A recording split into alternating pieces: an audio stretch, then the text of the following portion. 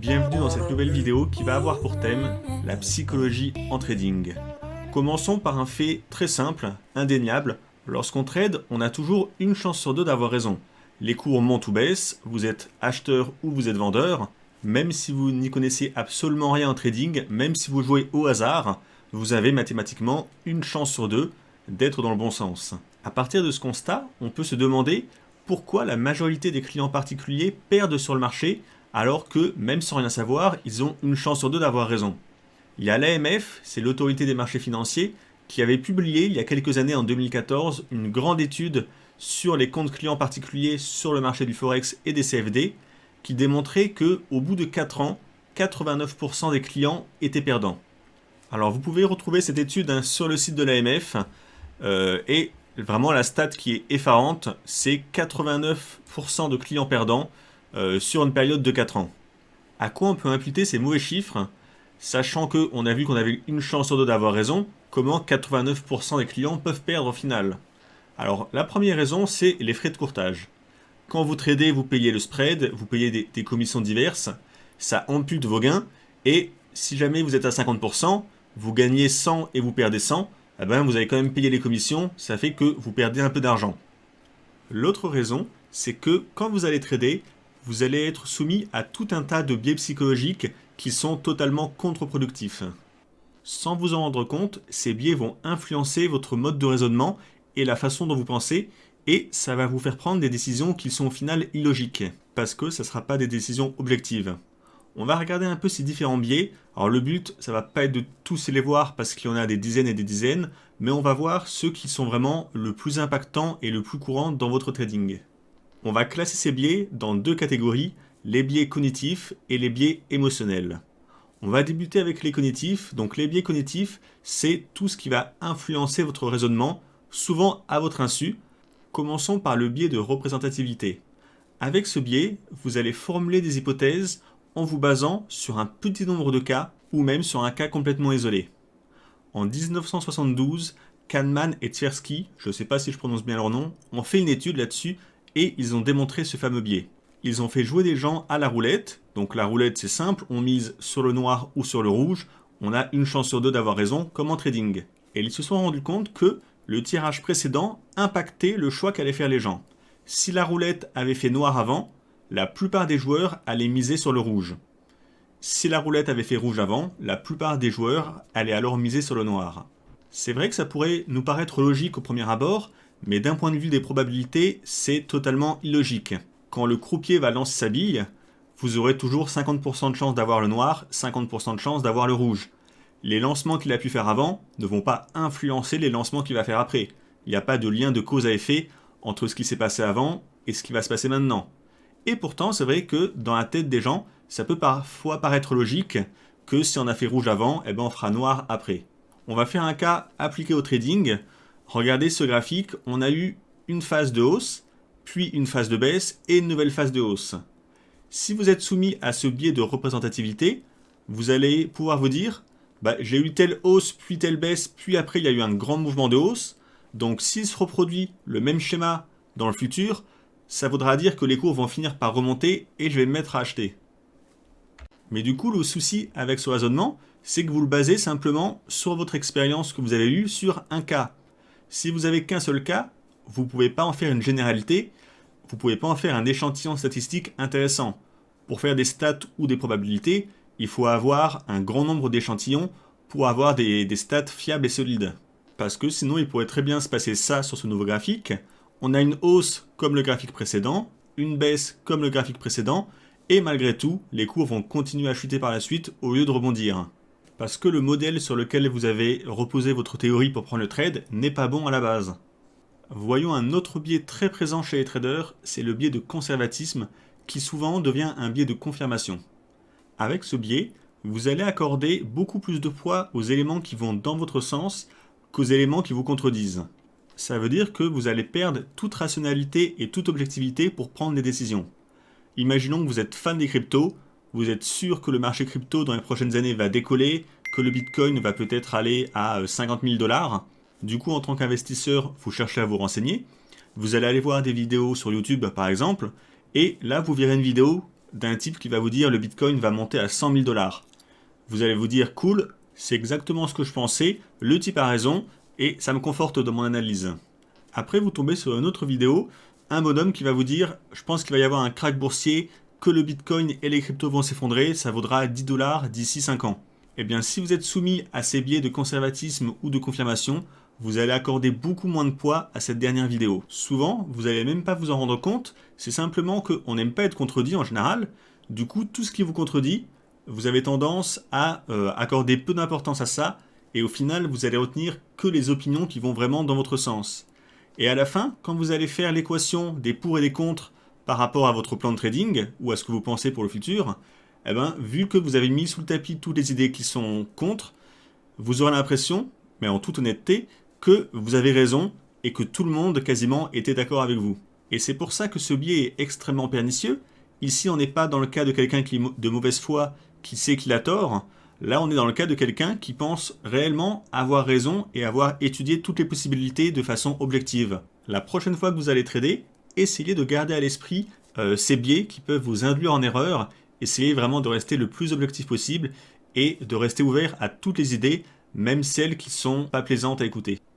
Maintenant qu'on a vu les biais cognitifs, on va passer aux biais émotionnels et on débute avec le premier, c'est le biais d'auto-attribution. Avec ce biais, vous allez avoir tendance à vous attribuer tout au succès pour des raisons internes. Donc c'est un peu de l'autocomplaisance. Vous allez vous dire par exemple en trading, j'ai réussi un trade qui a gagné, c'est parce que j'ai super bien analysé, je suis doué, j'ai réussi à lire le marché, c'est grâce à moi.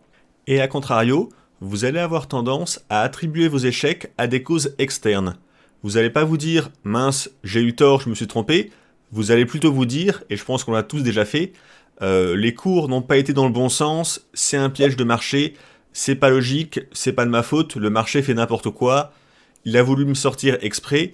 Peu importe, vous allez dire que c'est un événement externe, c'est pas à cause de votre manque dans l'analyse, mais c'est vraiment quelque chose qui n'était pas contrôlable et donc qui n'est pas de votre faute.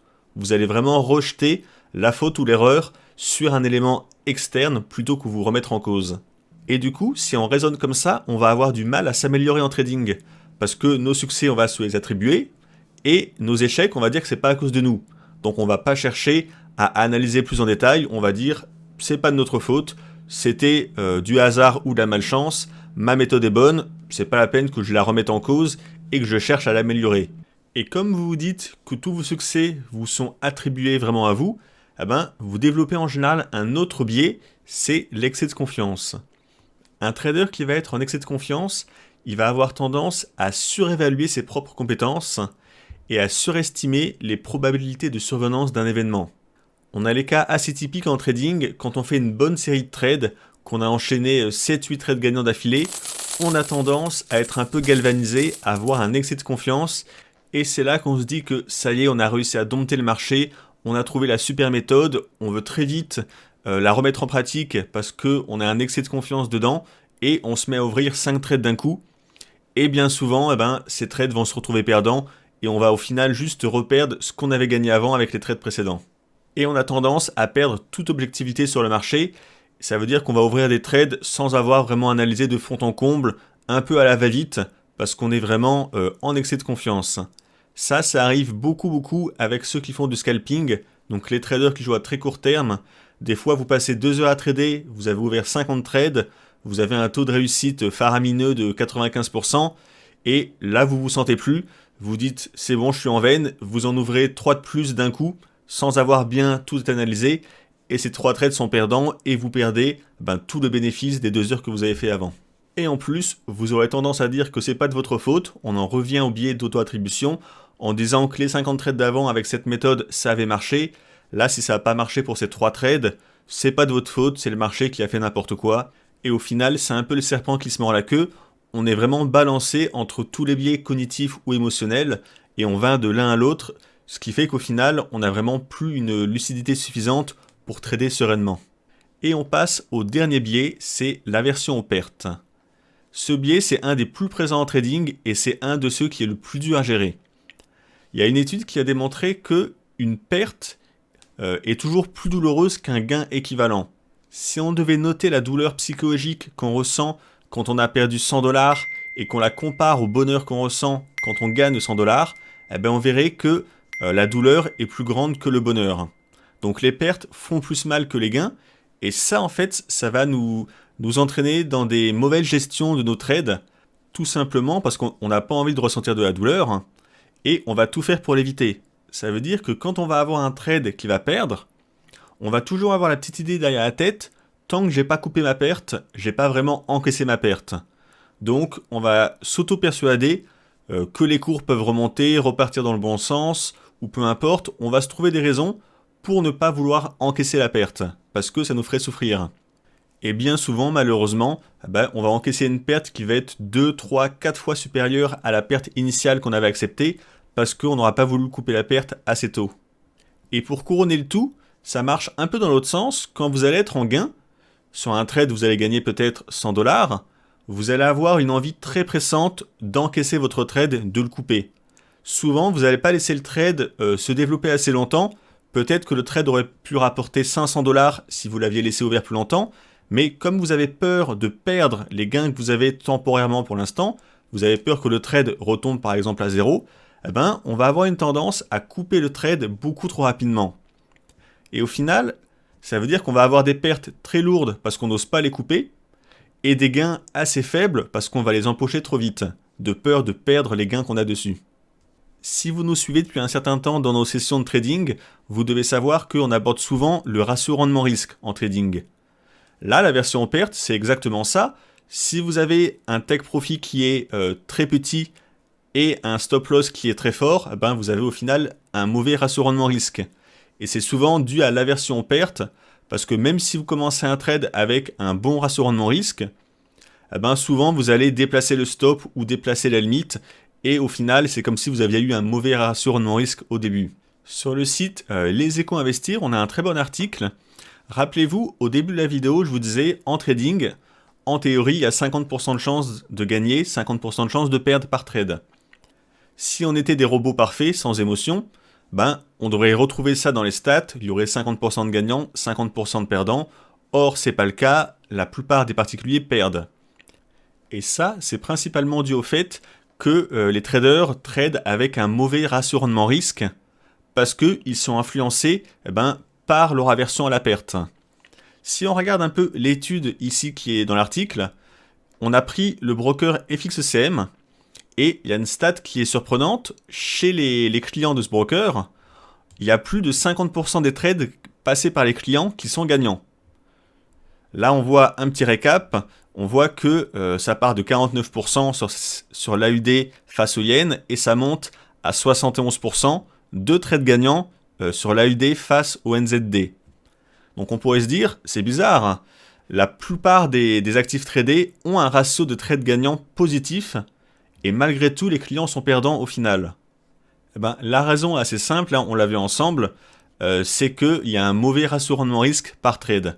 Ici, on a un petit tableau des trades moyens entre les pertes et les gains, et on voit bien que à chaque fois qu'il y a un trade perdant, il est beaucoup plus fort, il y a beaucoup plus de pertes que les trades gagnants. Du coup, si vous avez un mauvais ratio rendement-risque, ça veut dire que un trade perdant va vous coûter l'équivalent de 2, 3 ou 4 trades gagnants. Du coup, il faudra avoir un ratio de trades gagnants énorme pour rentabiliser les trades perdants. Ça, c'est vraiment le constat mathématique, que le ratio rendement-risque n'est pas bon, mais il n'est pas bon parce qu'on est influencé par des tonnes de biais psychologiques, notamment l'aversion au risque, qui fait que sur la moyenne de tous les clients, on voit bien que la majorité va avoir un mauvais ratio rendement-risque.